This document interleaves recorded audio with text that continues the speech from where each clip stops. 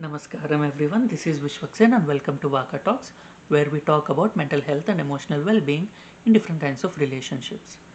We are doing a small series on the evolution of exploitation through the origin story of river Godavari.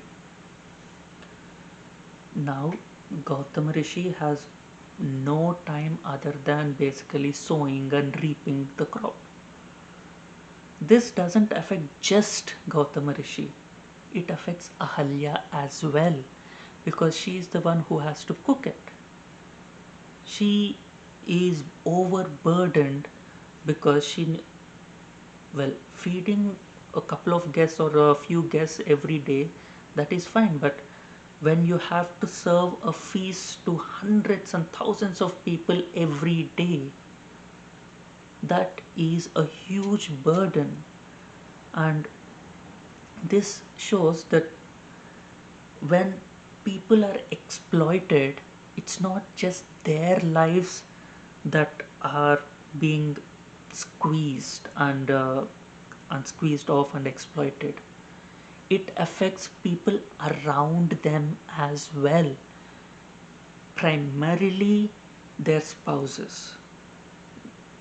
This is exactly the reason why the condition for donation is always when the husband puts a hand down, the wife has to pour water so that the water flows from the donor's hand into the acceptor's hand. So this means that whenever you are donating or making any form of transaction, there should be an agreement and consensus between the wife and husband, because when one person donates and promises, the first person who is going to be affected by that decision is the spouse, is the husband or the wife. So it is important that whenever there's any form of monetary or economic transaction, financial transaction that happens, or any form of donation, there should be a consensus between both wife and husband. And this point is exactly one of the points that Draupadi also raises when she questions the validity of Yudhishthira bidding her in the game of dice, because it is a transaction, it is a financial. And when he was playing dice, or when he bid everything else and lost, she questions none of them would be valid because she did not give her consent.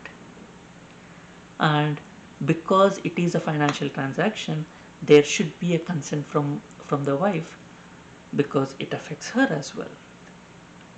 Well, we'll talk about that when we talk about Mahabharatam. Coming back to Gautam Rishi and Ahalya.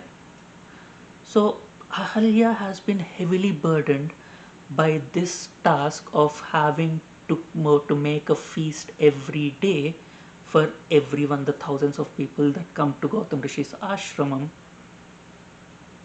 And she is exhausted, she is tired, and it is not just the one person who is being exploited that suffers, it is people around them, their husbands, wives, their children, their parents, their siblings, the people around them suffer because there is one person who is being exploited.